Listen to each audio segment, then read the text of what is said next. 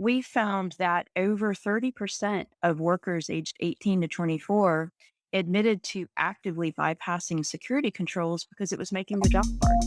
Yes. Everyone hates it when IT starts talking about security. You can't install this, don't click on that. But especially now that we're all working at home, cybersecurity risks have increased exponentially. The massive SolarWinds hack impacted 18,000 organizations, leading to serious breaches in at least 50 different companies and organizations. And it's not just personal computers that we're talking about, it's some of the largest corporations on the planet and multiple IT systems of the US government, if not other governments as well. So, how big is our problem and what can we do about it?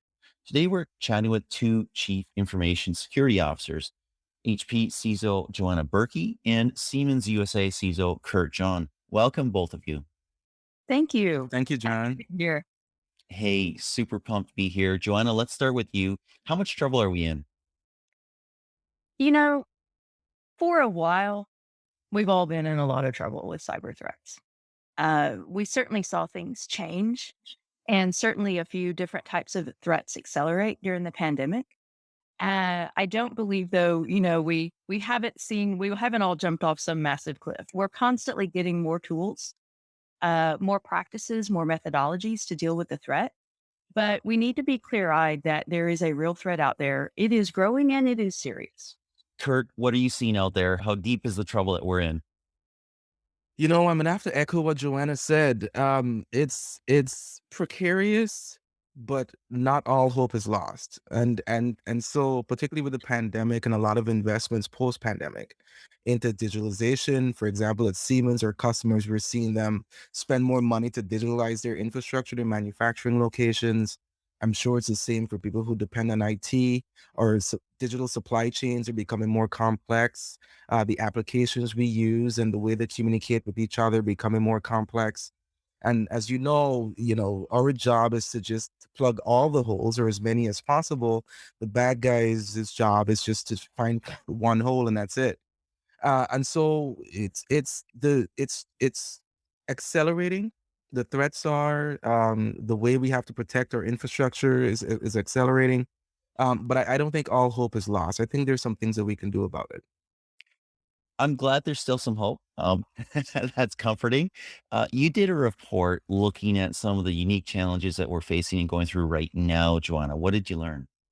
We did. HP over the last year has issued a series of reports. Our very latest one's called Out of Sight, Out of Mind. And it builds on the more recent report before that, which was Blurred Lines and Blind Spots. And you can tell from these titles what our observations were. There really has been a massive change in visibility and control with the change in the ways of working, primarily. We saw a lot of people dramatically change how they worked, where they worked, what equipment they worked from. A couple of statistics, for example, is we see over 70% of people admitting that they're using work equipment for personal use. That can include not only just checking your personal email, but maybe having a child take an online test, installing test proctoring software on a piece of company equipment, all kinds of different use that we really didn't think of before. And the biggest takeaway to me as a practitioner from these three reports now has been a lot of the things we did before were predicated on certain assumptions that simply aren't there anymore. Many of the things we did still hold and are great, but we definitely all need to take a look at our cyber strategies to uncover some of those places that were nicely layered before, but have definitely had some gaps open up in them now. Kurt, what's that look like? We're all working from home. I'm in my home office in my basement. You guys look like you're in similar circumstances, although maybe your offices are just cool like that. I don't know. But you've increased the threat envelope 1,000x, maybe. I don't know. You've increased the number of devices. We're going on. I'm on my home Wi-Fi here, right? It's not supplied by some corporation. It's not managed really necessarily. What's that threat multiple look like when we're spread apart like we are? I love Joanna's use of the term strategy. I think home or office used to be the question, and the answer is yes. And what I mean by that is we need a cultural change. An organization needs to decide or acknowledge what the human condition is like. So it's not just home or office, it's office after just coming out of college because I'm excited to meet new people and learn new things. It's home because I just got a family, I have a newborn, and I need to help out at home. It's the office again because I just got married and have a newborn and I need adult interaction. And or maybe a family member is sick and I need to go work a couple states over for a few weeks to help take care of that family member. If we recognize that the human condition requires us to be in different places at different times, I think ultimately our business strategy or IT strategy or cyber strategy would adjust. It's just in this case, the pandemic sort of catapulted us and pushed us into this scenario before we were prepared to do so. And so the threats right now, to expound on what Joanna mentioned, really is people who were used to, or employees who were used to the company doing a lot of the heavy lifting when it comes to security now has they've had a lot of security actions be offloaded onto them. How do they keep their home routers, as you just mentioned, updated? If you do go buy something because you needed it to work with it, then what's the right way to configure it? How have you communicated with IT? Or cybersecurity? Is cybersecurity prepared to communicate to you how best to protect yourself while at home?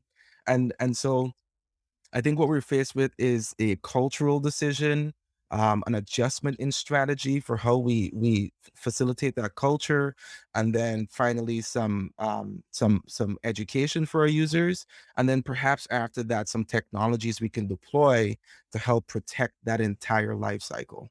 Hmm. Maybe talk about those technologies for a moment, because we're going to have the education, hopefully. We'll see how much good it does because we still click on stuff, right? We still do stupid things, right? Um, uh, what kind of tools are out there that are going to help us now as we face increased threats? Uh, I am biased. I think the predominant risk for employee population typically is the endpoint device. So I think very strong EDR is an absolute necessity.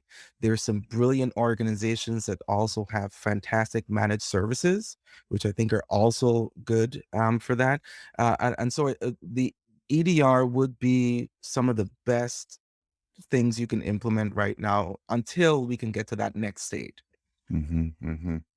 Joanna, let's turn back to you and much of what we see in cybersecurity, intrusions, hacking, that sort of thing is, I don't want to say script kiddie level, but somebody's bought a kit. Somebody's bought some software. Maybe they're even renting some software somewhere. It's a business. They're sending it out to thousands, tens of thousands of organizations very, very cheaply, and they're just waiting for somebody to get trapped. And that's a risk. And that's the problem. And we see malware like that. We see hospital systems that get caught and things like that. But there's also nation state level stuff, as we saw in the solar winds thing. How do you protect yourself from something like that? Because you are protecting not just the 100-person organization, not just the 50-person, but the 1,000, the 10,000, the 20,000 person organization that has real infrastructure, real world significance. Maybe it is a hospital system. Maybe it's a manufacturing company with multiple locations. Maybe it's a national security type of issue, a company that deals with national security, defense, those sorts of things. How do you protect against a nation state targeting you? You're exactly right that the level of the tools has really lowered the bar for successful attack. When, 10 years ago, it took a lot more skill to craft a successful attack and now can easily be purchased. You pointed out it's a business. It is. Ransomware as a service absolutely is a booming business. One of the good things about cyber resilience and cyber defense is that a lot of the best tools will work against a whole spectrum of threats. Hmm. So, to build on what Kurt pointed out about how the endpoint is really becoming ascendant. And it is. And the endpoint can be things we don't even think about. Printers are endpoints, phones are endpoints, PCs obviously are endpoints. There's a lot of tools and much expanded set of tools that are available for the endpoint now, many of them transparent to the user, which is huge. We want to, as much as possible, not impact the user experience when we're increasing our resilience and our cybersecurity. And another tool that's really advanced a lot over the last years is very operationalizable now is containerization and isolation. These are great tools at the endpoint as well. So I bring these up to say they not only can help with that commodity phishing attack, where the attacker on the other end is just hoping to get lucky. These things can and do assist against the more sophisticated threat as well. So that's the good news. The ROI on a lot of cyber tools can be multi pronged. And I would also say that in addition to this attention and focus on the endpoint, our attention on identity is growing for a very good reason. There are a lot of methodologies now available to strengthen who is doing what, where, with what information. That not only is a powerful tool in this hybrid workforce, but we've also seen a lot of nation state attacks taking advantage of systems that don't have MFA, multi factor authentication, or don't have strong protections against lateral movement, like privileged Mhm. access management. So by both being conscious of that entry point and the edge, as well as who is moving around how, you can really lay some solid foundations there against that entire spectrum of attacks, including nation state. And I assume you're also talking about a zero trust approach to security and access to systems there, right? Absolutely. A good identity framework is key to really having a solid zero trust strategy. And we at HP, not only internally for our own strategy, but in the tools that we make as well, are really focusing on enabling people on that zero trust journey and over the couple of years to come. This episode of Tech First is sponsored by my creator coin, Dollar Smart. Don't think of it like Bitcoin, think of it like a backstage pass at a concert. Get some at rally.io/creator/SMRT to pitch me on podcast guests, earn weekly rewards, get social amplification, and get or give feedback on strategy and plans. I'm going to turn this question to Kurt here because I asked the same question to Rinky Sethi, who's a CISO at Twitter. And I said, how on earth do you sleep at night as a CISO? I mean, like, you just know you are a target. You just know that there are thousands of people out there who are probing, testing, attacking at any given moment of any given day. How do you sleep at night? I don't. Um, I don't but believe you. but You must sleep a but little not bit. not but not for the reason that you would think. Last night, my daughters were kicking me in the face, so that's why I didn't sleep last night. But no, as a CISO, I sleep at night, and I'll tell you why. Of course, you don't want something bad to happen. However, a few things. So first and foremost, I mean, this is going to be security 101. You identify what's most critical and you deploy the security controls commensurate with its importance for the organization's mission. There are some things you're just not going to be able to do because you don't have unlimited time or budget.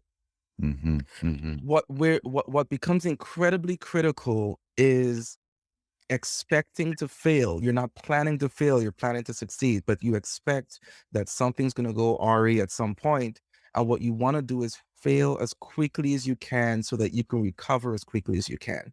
You need to, and that's part of being cyber resilient. It's not that you never get attacked, you hope you don't, and you plan that you don't, but what you do is you orchestrate your ecosystem so that if you do get impacted, you have the ability to recover as quickly as possible. And once your organization is in that place, I think you'll be able to sleep a little bit better at night.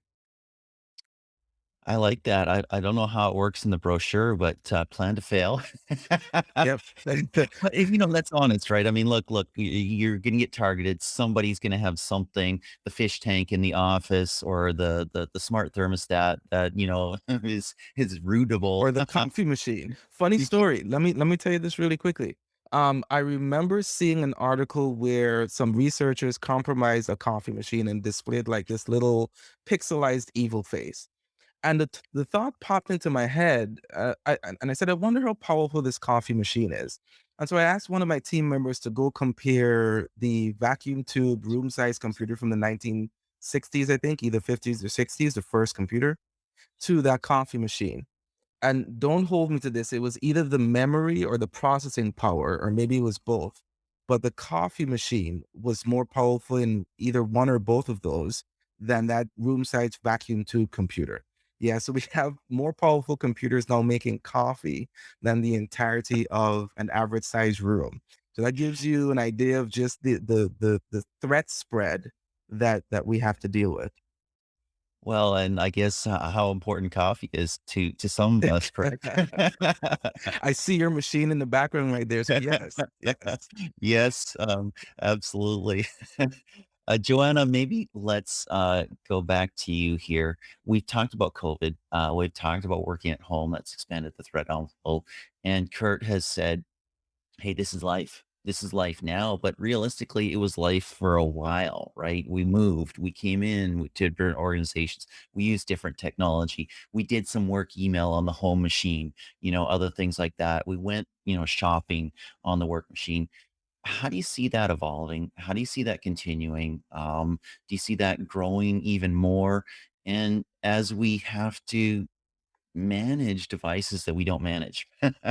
As we have to control for devices that we don't own, what's that look like? Are there AI solutions in place to see, hey, I don't expect to see this kind of traffic from a coffee machine. I don't expect to see that kind of those packets being passed over this network or going to those places and highlighting some of those weirdnesses and alerting somebody.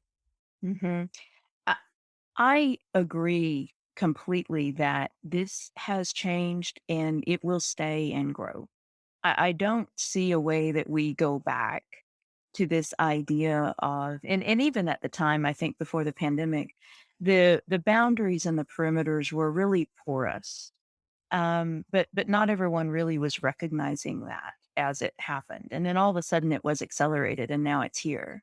And I do believe that this world where we not only have the changes brought by the pandemic, where many, many more things became more digital all of a sudden, and it became possible to do a lot more remotely than it ever had been before. We also have a generation of people growing up that expect seamless native digital experiences. Mhm. I definitely, you can tell from the gray hair, I am not a digital native. And I do find myself having more patience and tolerance for technology that doesn't work because I didn't grow up necessarily with technology that worked. That's not the case now. And we see a lot of young workers. In fact, in one of our HP studies, we found that over 30% of workers aged 18 to 24 admitted to actively bypassing security controls because it was making their job hard. And Yes. I think that is a fascinating observation we must pay attention to. It is not saying that young people don't care about security. It is saying that we need to design and implement strategies that are seamless and that work because that is now the world that a lot of people are used to. So I think, John, to your point about, well, what do we do about that? There absolutely are technologies here that help. I mentioned earlier that we see containerization and isolation becoming more critical. I agree fully with this because done well, that is transparent to the user, but it is a great tool right at the start of an attack. I do believe we are seeing more now occur in the cloud and at the edge where there can be a greater amount of configuration control, for example, but then your R&D engineer at home still accesses everything that they need just like it was sitting there locally with them. I think we've seen this now for some years, the emergence of anomaly detection and behavioral detection tools. Those obviously will continue to grow, especially with more processing power available to them. Even the clearly the processor in a coffee pot would be enough to have some of it. Uh, so absolutely, we see a role for technology, and I see a world going forward where The technology is the enabler, it is not the focus. Hmm.